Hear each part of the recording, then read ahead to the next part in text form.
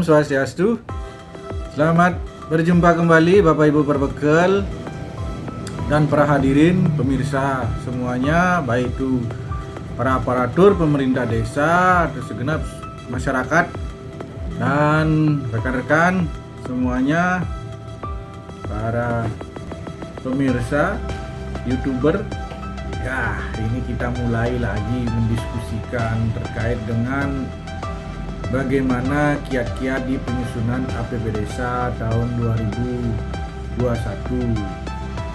Mohon izin perkenalkan, saya selaku Kepala Bidang Pemerintahan Desa pada Dinas Pemberdayaan Masyarakat dan Desa Kabupaten Karangasem. Pada kesempatan hari ini akan menyampaikan berkenaan dengan mekanisme penyusunan APB Desa tahun 2021. Nah,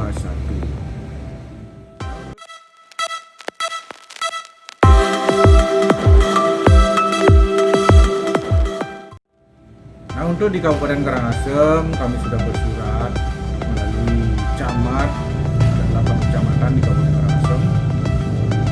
Adapun surat kami berkenaan dengan koordinasi pelaksanaan penyusunan APB Desa tahun 2021. Nah, dalam surat kami menegaskan bahwa dalam penyusunan APB Desa tahun 2021 tidak terlepas dari peran para aparatur desa, dalam hal ini Sekretaris Desa sebagai koordinator dalam penyusunan rancangan anggaran pendapatan dan belanja desa.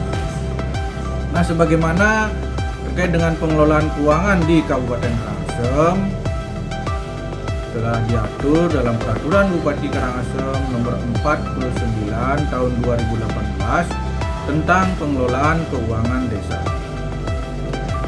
Nah, dalam pasal 43 ayat 2 dalam Pergub 49 tahun 2018 menyebut, pada pasal 43 ayat 2 menyebutkan bahwa Sekretaris Desa mengkoordinasikan penyusunan rancangan anggaran pendapatan dan belanja desa berdasarkan RKP Desa tahun berkenaan dengan pedoman penyusunan APB Desa.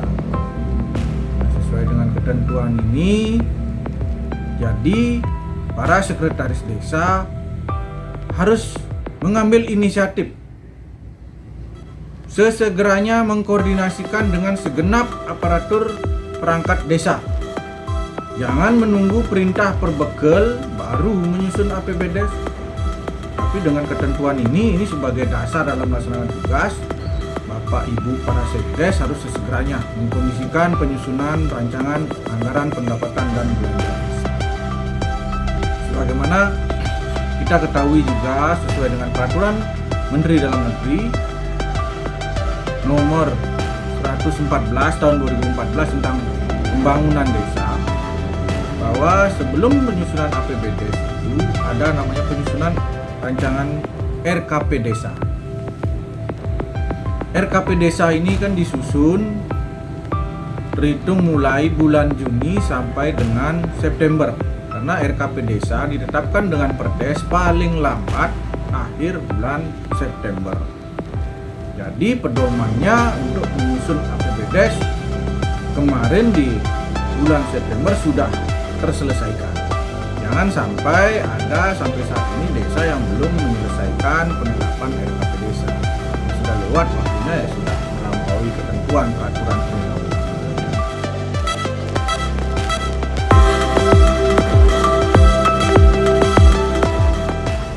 Nah, berikutnya juga pada pasal 43 ayat 5 Pergub nomor 49 tahun 2018 juga disebutkan bahwa rancangan APB Desa dimaksud disampaikan oleh Sekretaris Desa kepada perbekal. Sekretaris Desa ini setelah selesai mengkoordinasikan penyusunan APB Desa, terselesaikannya rancangan dimaksud, harus sesegeranya disampaikan kepada perbekal. Kemudian lanjut ke pasal 44 ayat 1 di Pergub 49 tahun 2018 bahwa rancangan APB Desa yang telah disusun merupakan bahan penyusunan rancangan peraturan desa tentang APB desa. Jadi apa yang dikoordinasikan oleh sekretaris desa itu dalam hal ini sebagai bahan nantinya yang akan menjadi lampiran dari Perdes tentang APB desa.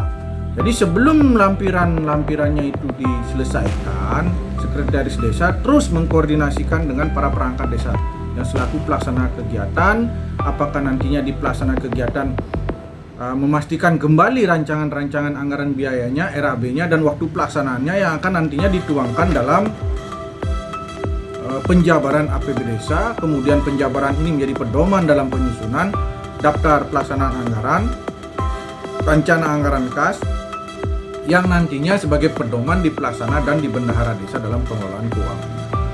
Berikutnya juga pada pasal 44 ayat 1 di Perbup 9 tahun 2018 disebutkan bahwa sekretaris desa menyampaikan rancangan peraturan desa tentang APB desa ini kepada Perbekel. Setelah selesai rancangan dari APB desa itu, sekretaris desa wajib melaporkan kepada Perbekel. Jangan menunggu Perbekelnya menyuruh atau memerintah dulu baru menyusun, tapi susun dulu. Pedomani RKP desa yang sudah dikerjakan, pedomani pagu indikatif yang sudah disampaikan sebelumnya. Nah, kami sudah menyampaikan pagu indikatif melalui camat pada hari kemarin. Jadi mulai hari ini sudah mulai disusun rancangan peraturan desa tentang APB desa. Jadi Sekdes lah kunci tanggung jawabnya sebagai koordinator di sini dalam penyusunan. Ketika sudah selesai disampaikan segera kepada Perbekel. Terlepas nanti kapan mau disampaikan oleh Perbekel, ada juga ketentuannya. Berikutnya sesuai dengan pasal 44 ayat 2 sudah ditegaskan pula rancangan peraturan desa tentang APB desa yang sudah disampaikan oleh sekretaris desa kepada Perbekel. Perbekel ini menyampaikan kepada BPD untuk dibahas dan disepakati bersama dalam musyawarah BPD. Nah, kembali lagi kami tekankan dalam hal ini untuk pembahasan namanya rancangan peraturan desa tentang APB bukan musyawarah desa lagi. Musyawarah desa sudah dilaksanakan pada saat penyusunan RKP desa. Musyawarah desa itu lebih banyak pada penyepakatan program-program, kebijakan-kebijakan yang akan nantinya dilaksanakan. Nah, ketika kebijakan-kebijakan dan program ini disetujui oleh segenap seluruh masyarakat desa, inilah yang menjadi patokan pedoman dalam pelaksanaan anggaran. Kebijakan ini harus dicarikan anggaran, dicarikan dana. Dananya dituangkan di mana? Nah, dituangkanlah dalam anggaran pendapatan dan belanja desa. Jadi selama ini yang mungkin dilaksanakan di desa, sering kami pantau, monitor apakah melalui media sosial ataupun kami lihat sendiri di laporan-laporannya, ternyata banyak melaporkan pelaksanaan penyusunan peraturan desa untuk pembahasannya dengan BPD melalui musyawarah desa. Seharusnya itu melalui musyawarah BPD, khusus membahas substansi dari ketentuan peraturan yang ada di dalam APB desa itu sendiri. Substansi item per item yang memang sebelumnya didasarkan pada kebijakan yang dituangkan dalam RKP desa. Selanjutnya Bapak Ibu dari BPD-nya bersama dengan Perbekel dan jajarannya mencocokkan kembali kesesuaiannya dengan peraturan ketentuan yang berlaku. Jadi pembahasannya antara Perbekel dan BPD sesuai enggak apa yang dituangkan dalam APB desa ini dengan peraturan perundang-undangan. Sebagai contoh, di RKP desa disetujui kebijakannya pembangunan jalan desa. Kemudian di APB desa dituangkan kembali dan mendapatkan anggaran dari dana desa. Nah, di sini dalam musyawarah BPD memastikan sudah tertuang belum kebijakan itu di RKP desa. Nah, yang sudah dibahas dalam musyawarah desa sebelumnya, ternyata sudah. Kemudian sudah sesuai belum dengan ketentuan peraturan perundang-undangan. Peraturan apa yang mengatur? Nah, di sini haknya BPD menanyakan kepada Perbekel, peraturannya apa yang mengatur, pasal berapa, dan ditekankan kembali target waktunya kapan terselesaikan. Nah, ini memang harus dikejar oleh BPD kepada Perbekel. Jadi pembahasan detail dari pelaksanaan APB desa itu sesuai dengan ketentuan peraturan perundang-undangan ya di musyawarah BPD, memastikan apa yang menjadi dasar hukum atau regulasi rancangan peraturan desa dimaksud. Nah, sehingga dalam pembahasannya lebih mendalam dalam artian dari segi substansi materi hukum, bukan dalam segi materi teknis untuk kepenyepakatan persetujuan kegiatan itu dijalankan atau tidak. Karena kegiatan itu dijalankan atau tidak itu sudah di RKP desa. Dan itu disepakati oleh segenap masyarakat desa dalam musyawarah desa. Kalau memang sejatinya ada perlu dimusyawarahkan, nah itu mengacu pada juknis atau peraturan lainnya yang memang mengatur dalam penyusunan anggaran itu perlu ada musyawarah desa kembali. Sebagai contoh umpamanya ada seperti sebelumnya ada penyusunan untuk pemberian bantuan langsung tunai desa. Ini ada musyawarah desa khusus membahas kaitannya dengan pemberian jaminan jaring pengaman sosial melalui BLT dana desa, sehingga apa yang menjadi hasil kesepakatan di musyawarah desa itu bisa dipertanggungjawabkan bersama. Bukan murni kebijakan mutlak dari kepala desa, tapi itu mutlak atas persetujuan bersama dalam musyawarah desa.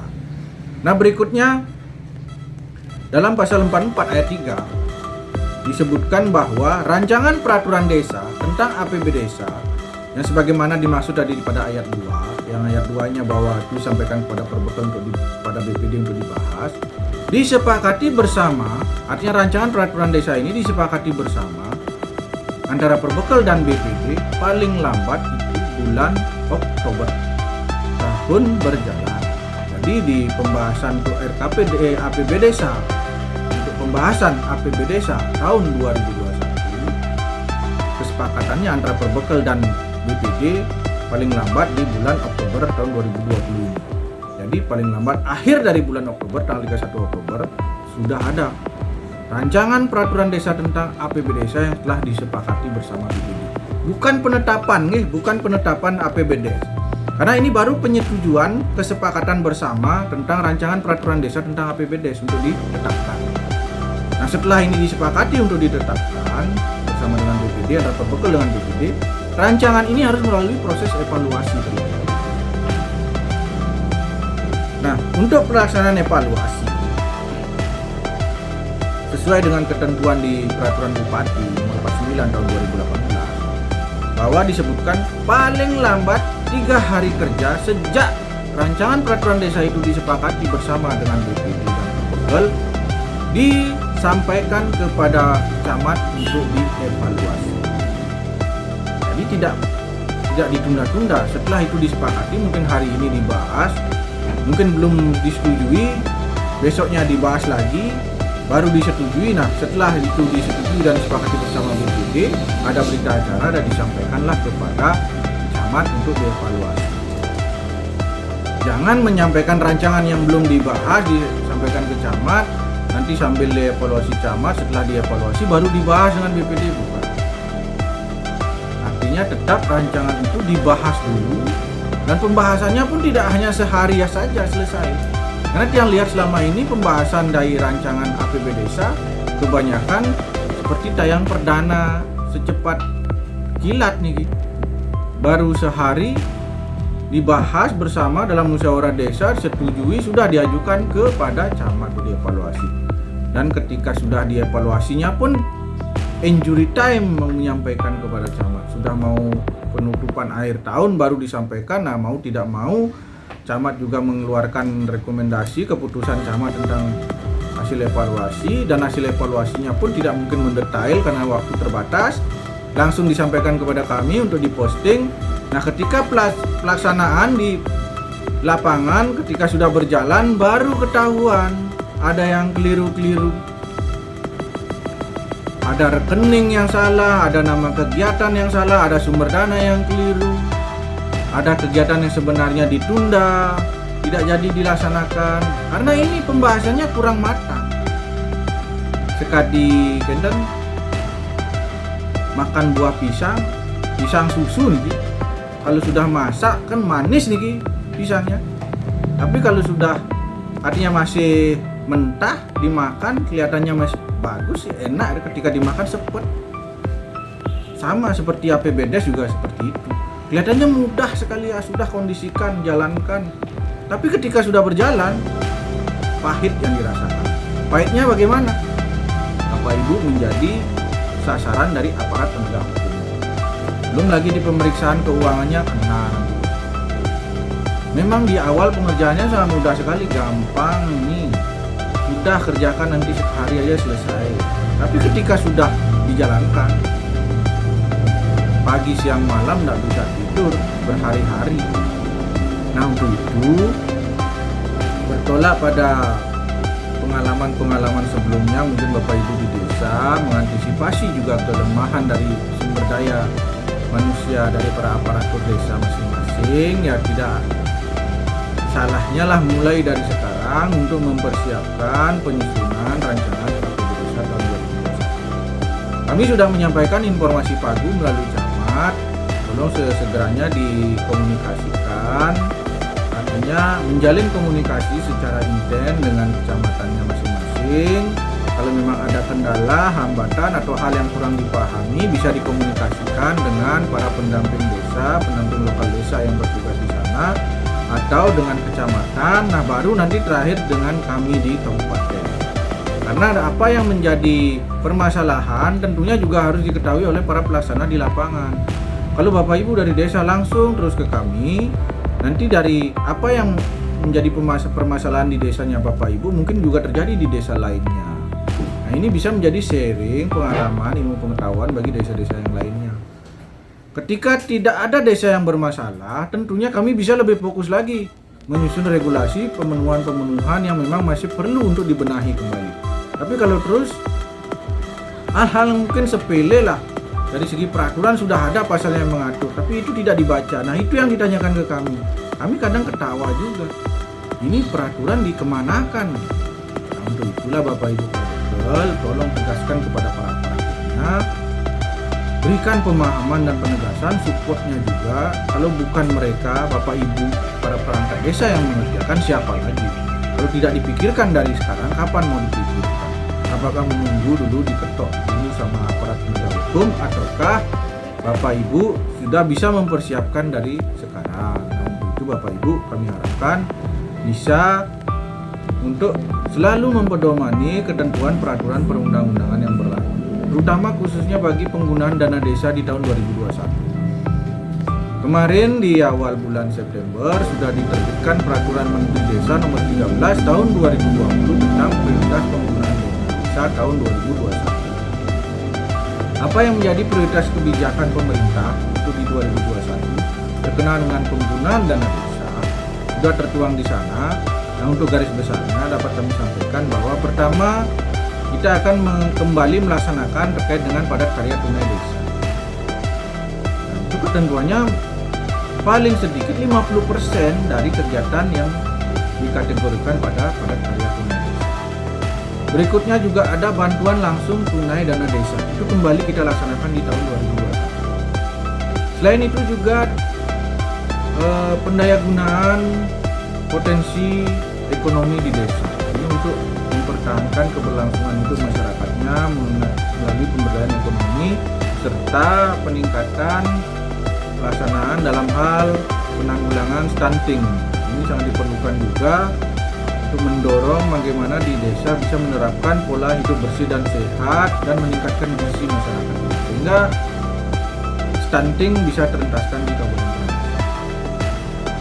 Mungkin demikian secara umum yang dapat kami sampaikan sebagai bahan motivasi kepada Bapak Ibu perbekal dan segenap aparatur pemerintah desa, baik itu dari segi pengambil kebijakan maupun di pelaksana, dari segi eksekutif dan legislatifnya, dalam hal ini Bapak pemerintah desa dan BPD yang berkolaborasi dalam menjalankan pemerintahan desa. Kami harapkan bisa saling melengkapi dan saling mengawasi guna bagaimana menjaga stabilitas pelaksanaan pemerintahan desa mungkin bisa lebih baiklah dari tahun-tahun sebelumnya. Dan kami harapkan pula Bapak Ibu semua dapat menerapkan protokol kesehatan di setiap pelaksanaan tugasnya, baik itu di rumah maupun di kantor desa dan dimanapun berada. Kami tiada henti-hentinya mengingatkan agar selalu menerapkan protokol kesehatan guna agar terhindarkan dari yang namanya terpapar virus COVID-19. Di tengah pandemi sekarang, kami harapkan segenap aparatur pemerintah desa terhindar dan dijauhkan dari bencana. Demikian yang yang dapat kami sampaikan Bapak Ibu. Kurang lebih apabila ada hal yang kurang berkenan, kami mohon maaf yang sebesar-besarnya. Apa yang sampaikan hari ini akan selalu berupaya lagi, berinovasi lagi untuk menyampaikan informasi-informasi melalui media ini di channel Bidang Pendes. Mohon dukungan, like dan subscribe-nya agar bisa kami semangat lagi membuat tayangan-tayangan sebagai bahan gambaran informasi. Bapak Ibu, sampai berjumpa kembali pada video kami selanjutnya. Om Santi Santi Santi Om.